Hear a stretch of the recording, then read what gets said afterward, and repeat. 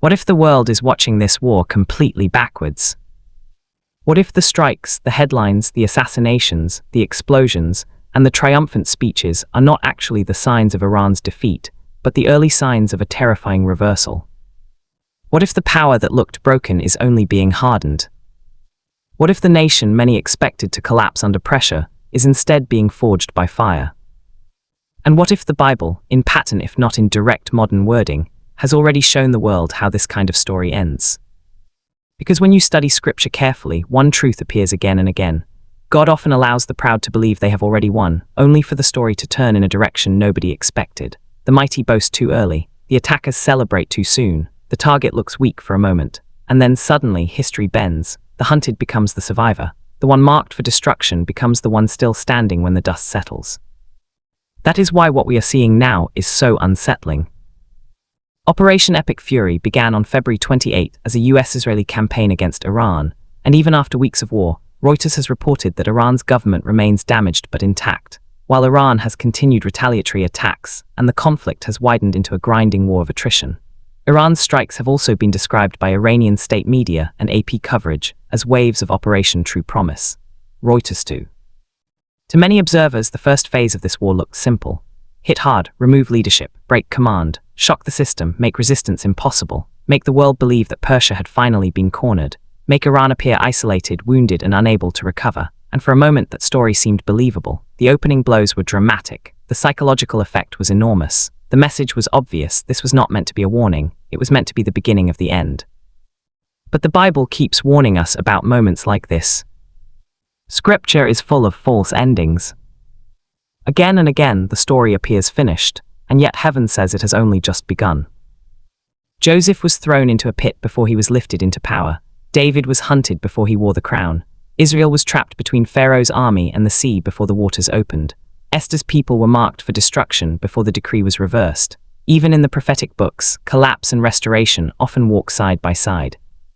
And that is where this present conflict becomes so spiritually provocative.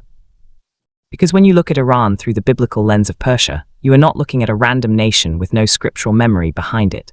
You are looking at the land associated with one of the most important empires in the Bible. Persia is not a footnote in scripture. Persia was once an instrument in the hands of God. Persia was once central to a divine turning point. Persia was once linked to kings, decrees, reversals, and restoration. That matters. It matters because the Bible does not treat Persia like a meaningless actor on the stage of history. It treats Persia like a kingdom with prophetic weight. And that is why some are beginning to ask whether this war is following a pattern older than modern politics.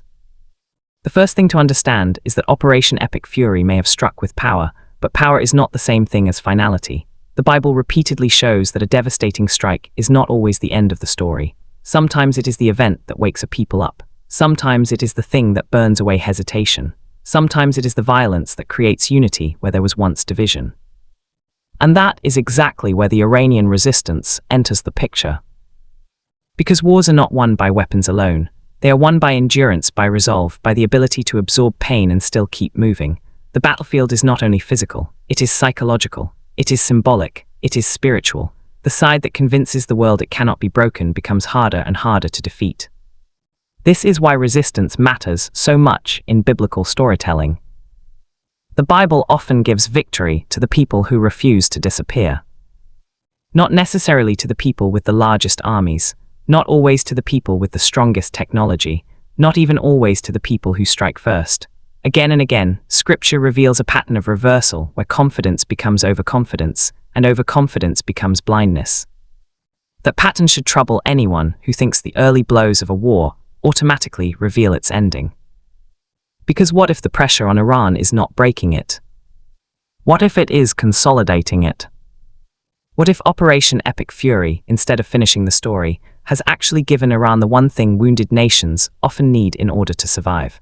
A common cause, a common humiliation, and a common enemy. History shows that nations under pressure often become more dangerous, not less dangerous. They become more creative, more ideological, more committed, more willing to absorb suffering, more willing to frame survival itself as victory. And the moment survival becomes victory, the goals of the attacking coalition begin to slip. That is where the script begins to turn. Because once Iran refuses to collapse, the optics change. Once Iran continues to strike back under the banner of Operation True Promise, the psychology changes. Once Iran proves it can still respond, still absorb damage, still organize, still mobilize, still threaten, still inspire its networks, still make regional actors nervous, and still keep global powers guessing, the simple narrative of quick defeat begins to die. And when the simple narrative dies, a deeper narrative takes its place. The deeper narrative is this: Persia is still standing. That phrase alone carries biblical energy. Persia is still standing. Not untouched, not unbloodied, not unscarred, but still standing. And in the prophetic imagination, that matters more than many people realize. Because in the Bible, survival under assault is often the first proof that a larger purpose is at work. Think of the book of Esther. A decree goes out, a people are targeted. Their destruction appears legal, orderly, and inevitable. The machinery is already moving, the enemy feels secure, the trap is already built. But then the story turns, not because the danger was imaginary. The danger was real, not because the attackers lacked power. They had power. The story turns because the outcome was not controlled by the arrogance of the plotters. That is the Haman pattern. The Haman pattern is when a campaign of destruction appears unstoppable, but ends by exposing the pride of those who designed it. And for many watching this conflict through a prophetic lens, the question is whether the same pattern is reappearing in modern form. What if the operations meant to make an example out of Iran instead become the very events that harden Iranian identity and resistance? What if the strikes that were supposed to terrify instead radicalize endurance? What if every bomb meant to shatter cohesion instead deepens it? What if every threat intended to humiliate instead creates the emotional fuel of long-term retaliation? The Bible teaches that humiliation can become a turning point. A nation that has been humiliated does not always surrender. Sometimes it remembers, sometimes it reorganizes, sometimes it becomes patient, sometimes it decides that time itself is now its ally. And patience changes war. Because the side that wants immediate results often grows frustrated first. The side that can endure longer often begins to shape the conflict simply by refusing to disappear. This is where Ecclesiastes becomes haunting. The race is not always to the swift. The battle is not always to the strong. That does not mean strength is irrelevant. It means strength is not sovereign. It means outcomes are more mysterious than generals, governments, or television panels would like to admit. Now look again at Iran's resistance in that light. Not just missiles. Not just military messaging. Not just state propaganda. But the building of a national and regional story that says, we were struck and we are still here. We were targeted and we are still answering. We were supposed to fear and instead we have become more determined. We were expected to fracture and instead we have found our cause. That kind of resistance is not easy to bomb out of existence. And biblically, that is where the warning becomes sharper. Because Scripture consistently shows that God humbles those who are certain they control the ending. Pharaoh thought he controlled the ending. Goliath thought he controlled the ending. Haman thought he controlled the ending. Nebuchadnezzar thought he controlled the ending. And in each case, certainty became the seed of reversal. This does not mean Iran is righteous in every action. It does not mean modern states map neatly onto ancient covenants. It does not mean every war headline is a direct prophetic fulfillment, but it does mean the Bible gives us patterns, and those patterns should not be ignored. One of those patterns is that attacks can create the very force they were meant to eliminate. Another is that empires often misread wounded opponents. Another is that pride can misinterpret the first phase of victory as the final phase of history. And another is that reversal often arrives after the world has already announced its verdict. That is why Operation True Promise matters symbolically. The name itself is powerful. A promise suggests continuity. A promise suggests unfinished business. A promise suggests that the responding side is not seeing itself as a collapsing regime, but as a participant in a larger mission, larger memory, and larger destiny. Even the language of response matters in wartime because language shapes morale, and morale shapes endurance. When a nation believes it is carrying history, memory, grievance, and divine significance, it becomes much harder to force into psychological surrender.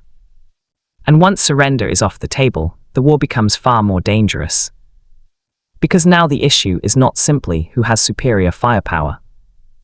The issue becomes who can bear more pain, who can survive longer, who can turn suffering into resolve, and who can convince the world that time is moving in their favor. That last point is crucial. Wars are also fought in the realm of interpretation. Who looks inevitable? Who looks exhausted? Who looks overextended? Who looks trapped in escalation? Who looks like they struck first but failed to close the story? Reuters has already reported that even after the opening campaign, Iran remained intact enough to keep fighting, while the war has expanded and grown harder to control. That alone weakens any easy narrative of total collapse. Reuters too. And once a war moves from decisive strike to prolonged attrition, the side that survives the storm begins to accumulate a strange form of momentum. Not always visible at first. Not always admitted by its enemies. But real.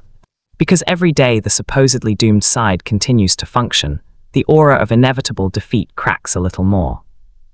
Every retaliatory wave says the same thing, not finished. Every survival under pressure says the same thing, not finished. Every regrouping says the same thing, not finished. And then the script begins to resemble biblical reversal, more than modern military triumphalism. This is where Cyrus enters the frame. Cyrus, the Persian king, occupies a remarkable place in scripture. He is one of the clearest reminders that Persia once stood at the center of a divine turning in history. He was not an Israelite king, and yet he was used in a moment of restoration. That does not mean modern Iran is a simple extension of Cyrus, but it does mean Persia cannot be dismissed casually in the biblical imagination. Persia has precedent. Persia has memory.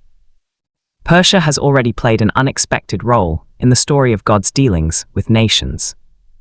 And perhaps that is why the idea of Persia being counted out too early feels biblically naive. Because the Bible has already shown that Persia can emerge as more than observers expect. So if this war truly follows the ancient pattern, then the ending may not look like immediate triumph, dramatic surrender, or clean regime collapse. It may look like something far messier and far more unsettling. It may look like Iran absorbing devastation but refusing defeat. It may look like alliances straining under the weight of prolonged war.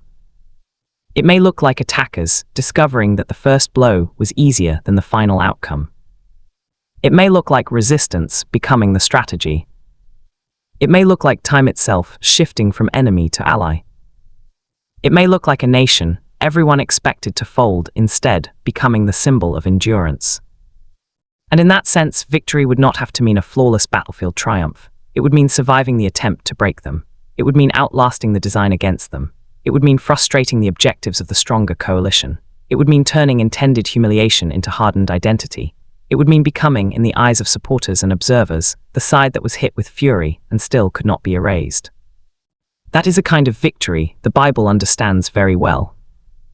Because the Bible often defines victory differently than empires do. Empires define victory by domination. Scripture often reveals victory through preservation, reversal, endurance, and the collapse of arrogant expectation. And that may be the most important lens of all. If the modern world is expecting a clean ending, it may be expecting the wrong kind of ending. Because biblical endings are often ironic. The planners do not get the ending they wrote. The target is not destroyed on schedule. The campaign of fear gives birth to unexpected courage. The decree of destruction is answered by reversal. The side that looked exposed becomes the side still standing. So could this war end in Iran's favor, at least in the prophetic and strategic sense this script is describing? Yes, it could.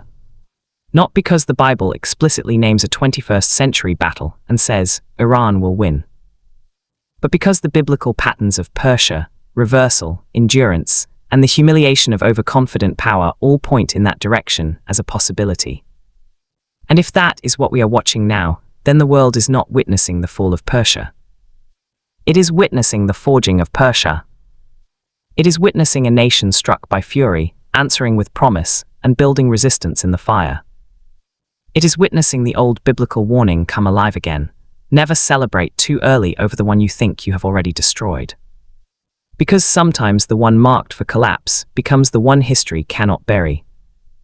Sometimes the trap becomes the downfall of the one who set it. Sometimes the decree is reversed. Sometimes the proud discover that their first success was not the final word. And sometimes, when the dust clears and the headlines fade, the side everyone thought was finished is the side still left standing. If that happens here, the lesson will be terrifyingly old. Persia was not defeated. Persia was awakened. And what the world called the beginning of the end was only the beginning of the reversal.